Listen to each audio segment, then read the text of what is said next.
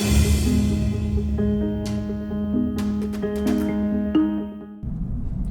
what's up guys? This is Joe from gadgetrytech.com, and today we're driving the 2014 Lexus IS 350 F Sport. Now the 350 is for the larger engine. You have a 3.5 liter V6 that makes 306 horsepower, 277 pounds of torque. And that is hitting the ground with an 8-speed transmission that's shared with other models from Lexus, including the new RC 350 and 350 F Sport. And the way that transmission works is it slips the clutch like a normal automatic in first gear, which is very streetable. A lot of people, when you drive the DSG transmissions on the German cars or other companies that use it, the stop and go traffic is the rough spot. It's great for performance, but it's not so much refined for traffic as well as these cars are. So first gear, normal automatic first gear. When you're in Sport and Sport Plus mode, and especially in manual, it's more noticeable. But 2nd through 8, all your gears actually lock the transmission. There's no slip at all. So it feels like a manual, or at least you're getting more of that precise engine to transmission connection, as opposed to still feeling like a slush box. So as far as cruising around goes, you can leave it in normal mode, and I'll discuss the others in a moment, but in normal and economy mode, it's going to drive like a normal automatic, which may not sound fun, but keep in mind this is a Lexus. You can't sacrifice luxury, and that's not something they're willing to do.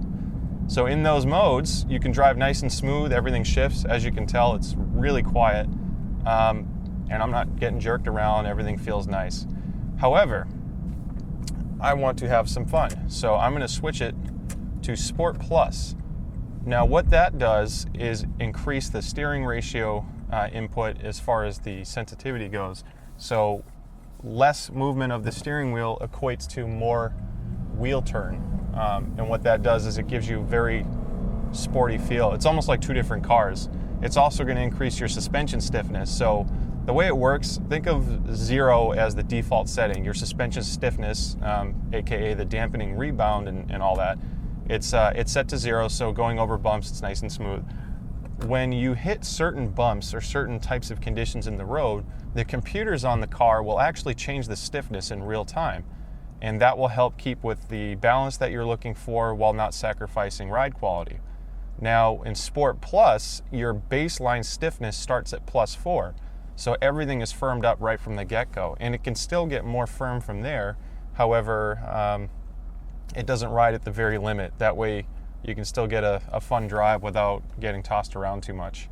So this particular car has the Mark Levinson sound system. Lots of speakers, over 800 watts of power.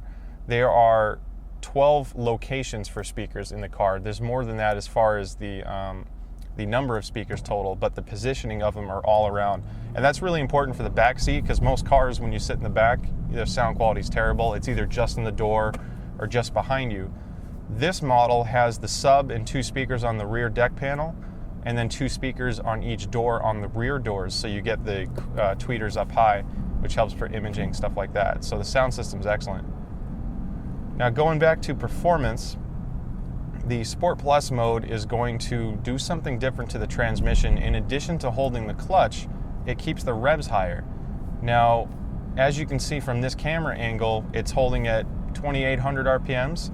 If I switch it to normal mode by pressing in the button, you'll see those RPMs drop. Right now I'm at 2,200 RPMs and I'm going up a hill. So economy mode typically gets even more aggressive. I don't know if it'll do it on this hill. Yep, and it did. So I'm in gear 8 now. I'm at 1,800 RPMs at 55 miles an hour because I'm using my highest cruising gear. It's gonna reduce your throttle response and pull when you first tap the gas, but it does save gas. So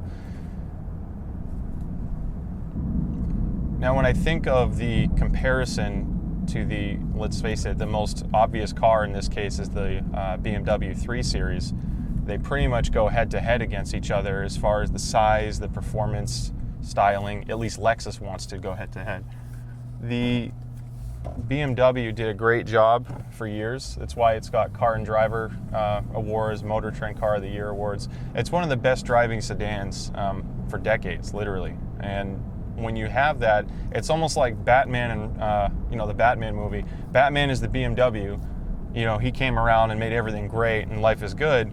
But whenever you have a superhero like that, you bring a bigger villain as a response. So without Batman, you wouldn't have the Joker. And the Joker is this car. It's the new guy on the block, and it's not like it's an evil car, although it looks fairly menacing to those who appreciate the style. But without the BMW, we wouldn't have had a car like this from Lexus, because they set the bar pretty high. And whenever you have a Japanese company which is known for great engineering and reliability, they set their targets on BMW, and how can you complain? I mean, everyone wins in that situation. So Lexus has always made reliable, safe, luxurious cars. There's no question about that. What they didn't always make, that they weren't known for, is the high performance vehicles. Now, a GS from years ago, their old GS was one of the most powerful sedans at the time. They've also made some of the quietest cars in existence. But reliability and build quality has pretty much been synonymous with Lexus. You don't really sacrifice that. The new vehicles now keep the performance, or keeps the reliability, keeps the luxury, and everything you expect from a Lexus. But now it delivers on performance and styling appeal to most. When you have a car that's this extreme with styling, you're going to have people that love it and hate it. There's no question about that. Before, it was bland, and you didn't really feel much about it. You're like, yeah, it's not bad looking, it's not great looking. Now you have a very polarizing style, so it's not for everybody, but I love it. I think it's super aggressive, it stands out. But again, I'm driving a Lexus, so I'm very relaxed in here. It's nice and comfortable. Let's face it, the AC is awesome. It's super hot out today. It's 100 degrees where I am, and I feel very comfy in here, and everything's quiet. So